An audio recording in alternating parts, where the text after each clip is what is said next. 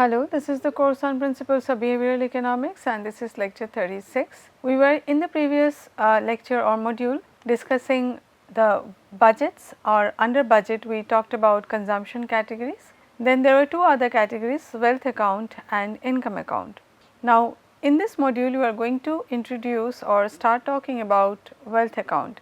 But wealth account has huge connections with important theories like life cycle theories offered by the behavioralists as well as the classical economists. So, we are going to talk about them as well. So, as I mentioned that we are going to discuss wealth accounts, another way of dealing with self control problem is to place funds in accounts that are off limits. In 1988, Sheffrin and Thaler proposed that there is a hierarchy of money locations arranged by how tempting it is for a household to spend the money in each. Starting from the most accessed or tempting to the least accessed accounts are, first of all, current assets category, for example, cash on hand and money market or checking accounts. Then current wealth category, which includes a range of liquid asset accounts such as savings accounts, stocks and bonds, mutual funds, etc.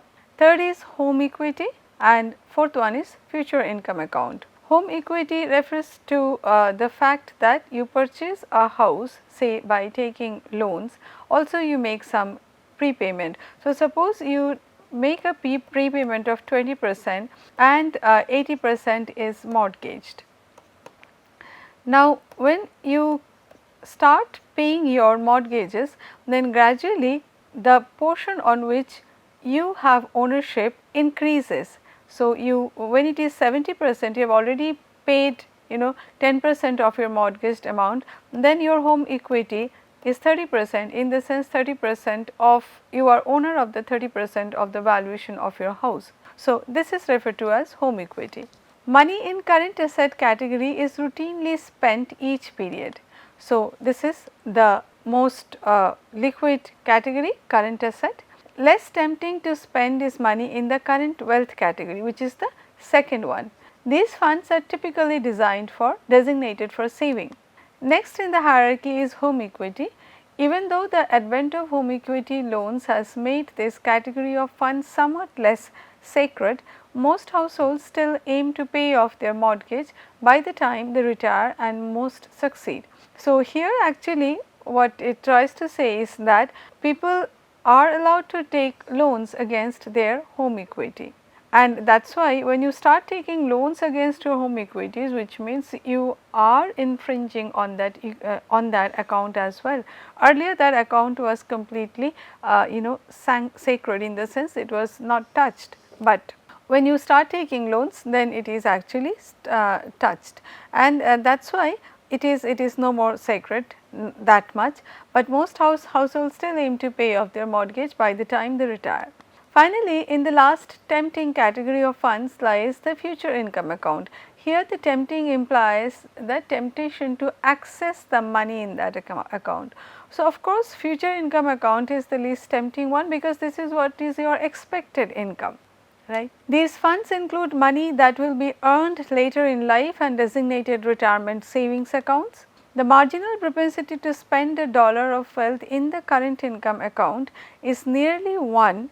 So, current income or current asset is nearly 1, whereas the propensity to spend a dollar of future income wealth is close to 0. So, we have current asset, current wealth, home equity and future income. So, starting with 1, this is actually 0.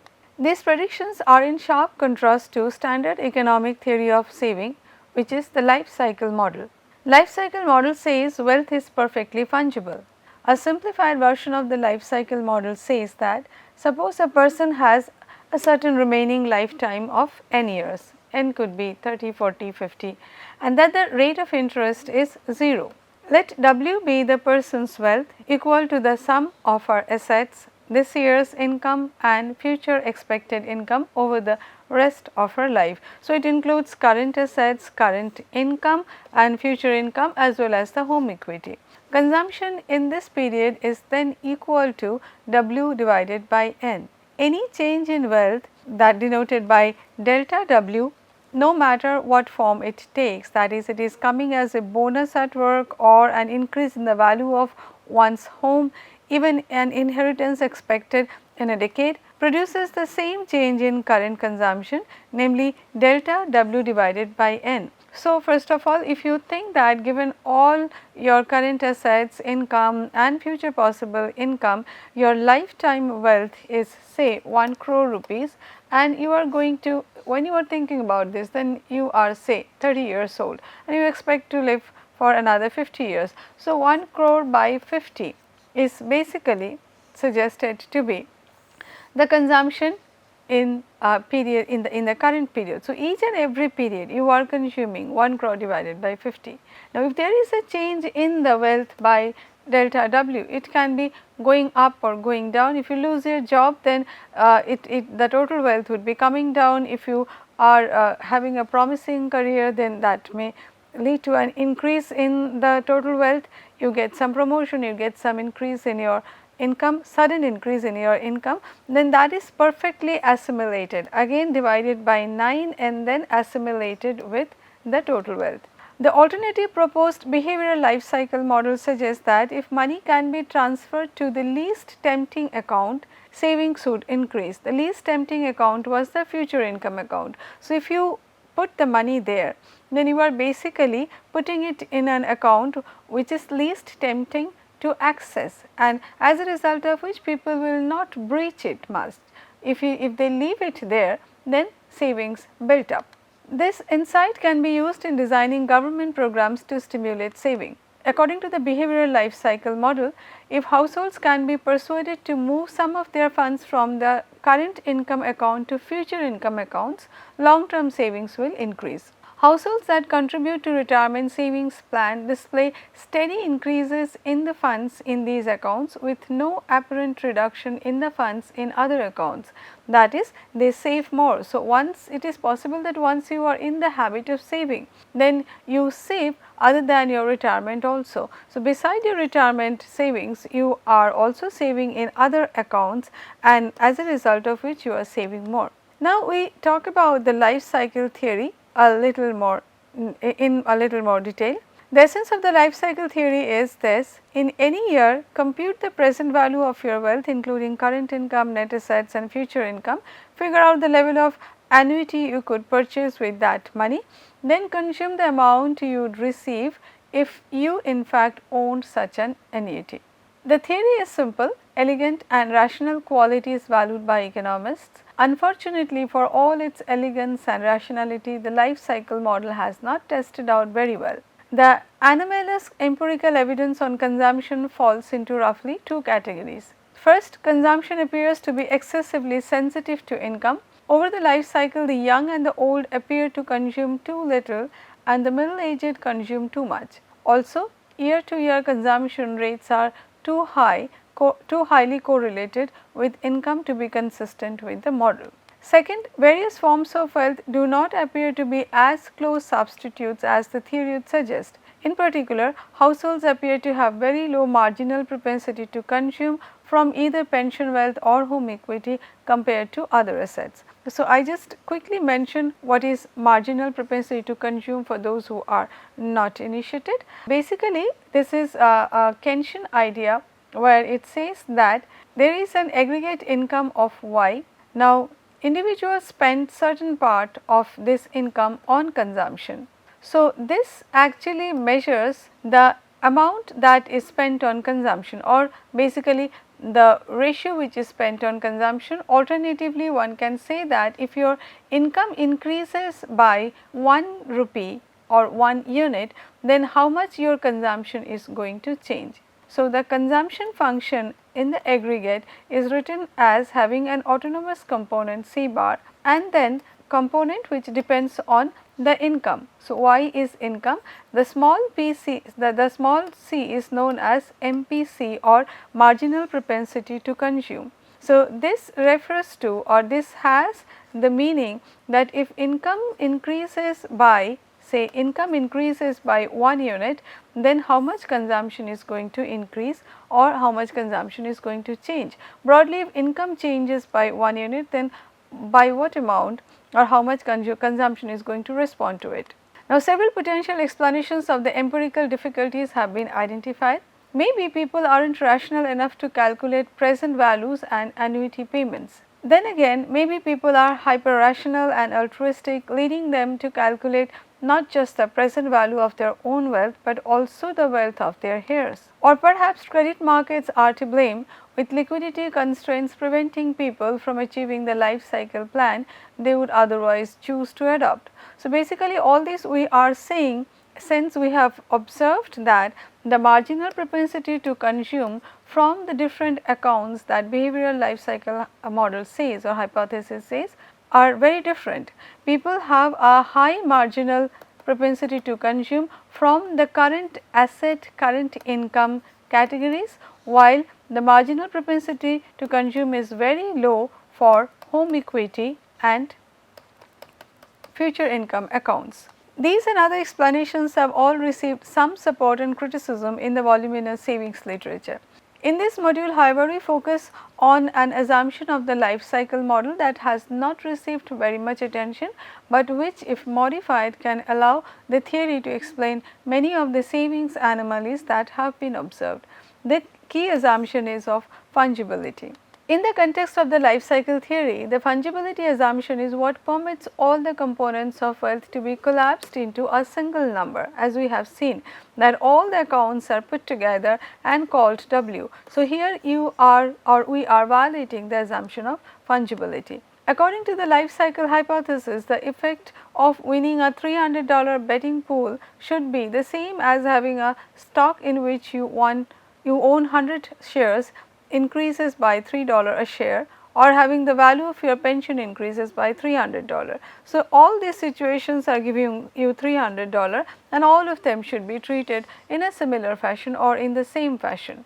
The marginal propensity to consume for all types of wealth is supposed to be equal, assuming no transaction costs and so on.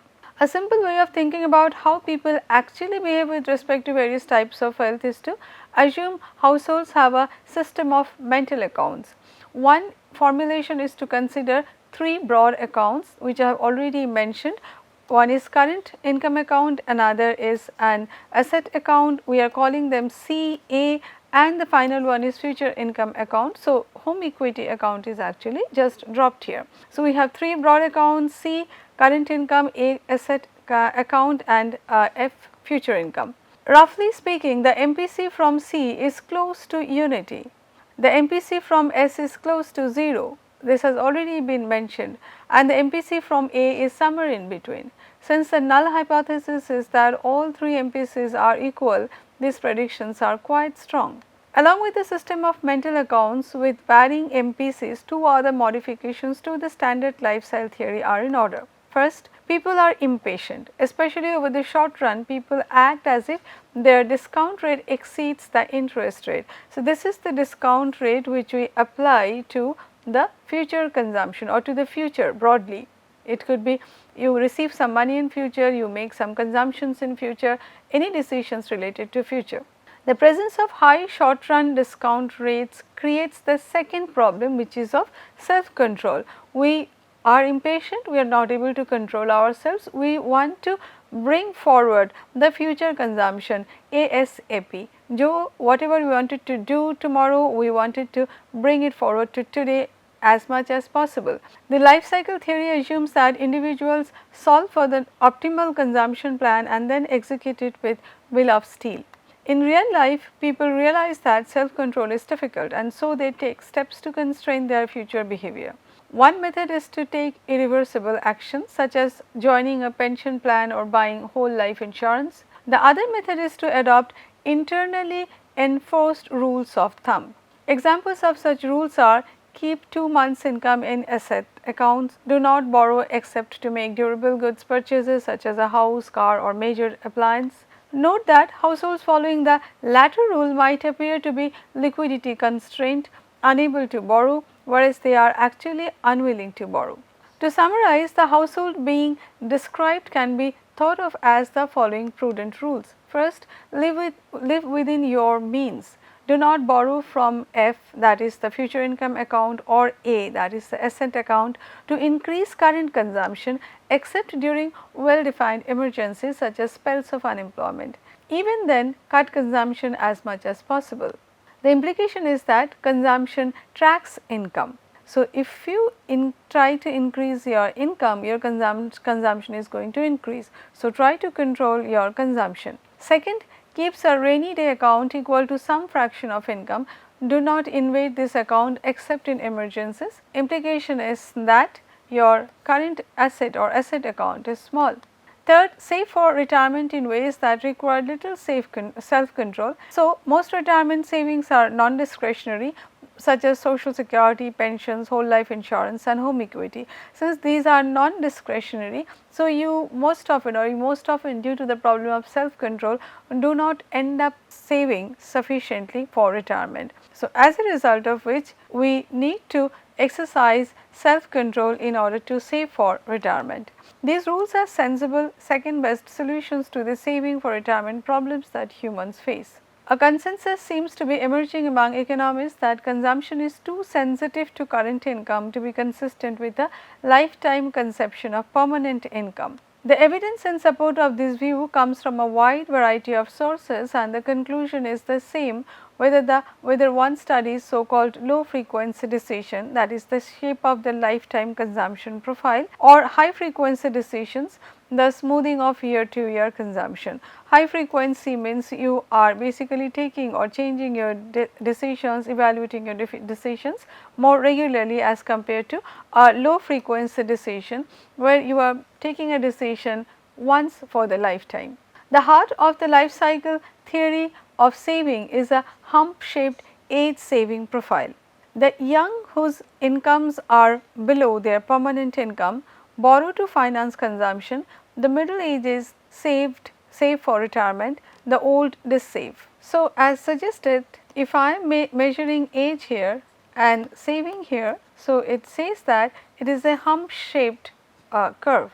So, if I can consider a steady income or the lifetime income something like W, I can have a slightly upward sloping line also.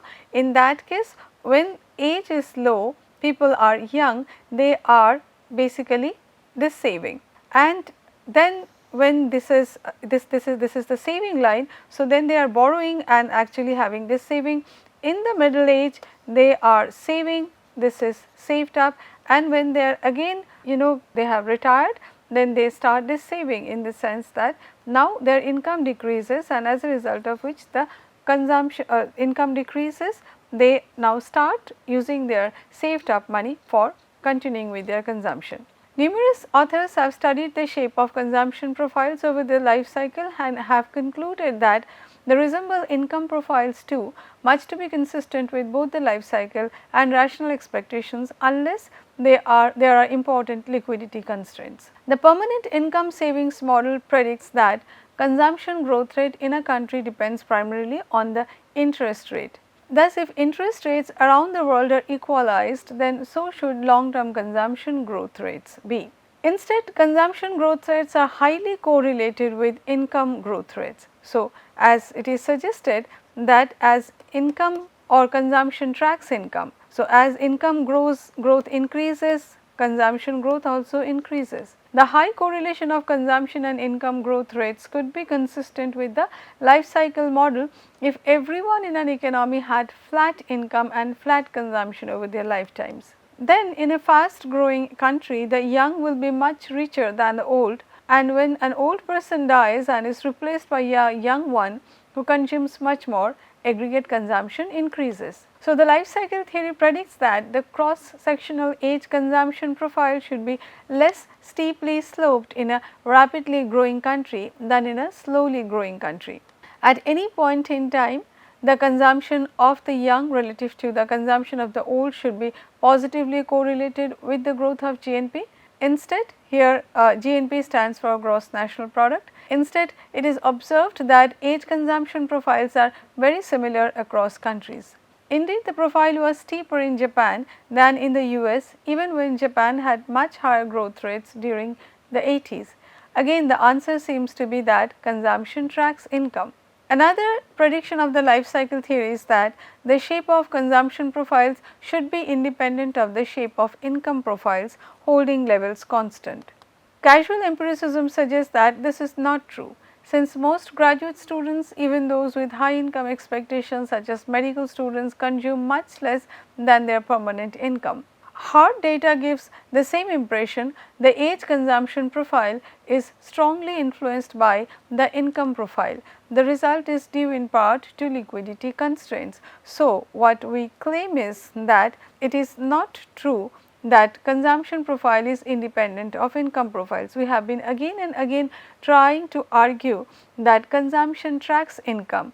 Growth in consumption is highly correlated to growth in income, and similarly consumption profile is highly related to income profiles, and that is why they cannot be treated completely independent of each other. Both the life cycle theory and the permanent income hypothesis imply that year to year variations in income will be smooth, so that consumption is a constant proportion of permanent rather than current income. However, annual consumption appears to be excessively sensitive to current income. Again, this is an assumption which appears not to be valid, because of the same fact that consumption is highly tracked by, or consumption tracks income with extreme accuracy. We can expect an MPC roughly equal to 1 or very close to 1. So, when consumption changes, then when income changes, consumption also changes. This is exactly is mentioned here when we say that consumption appears to be excessively sensitive to current income. One way of estimating the importance of income sensitive behavior is to consider the possibility that there are two types of consumers. One type satisfies the permanent income hypothesis, the other type follows the rule of thumb, spend what you make. With this, I conclude this module. We will further continue with our discussion on life cycle or certain aspects or perspectives of life cycle theory, followed by income accounting and other applications of mental accounting. Thank you.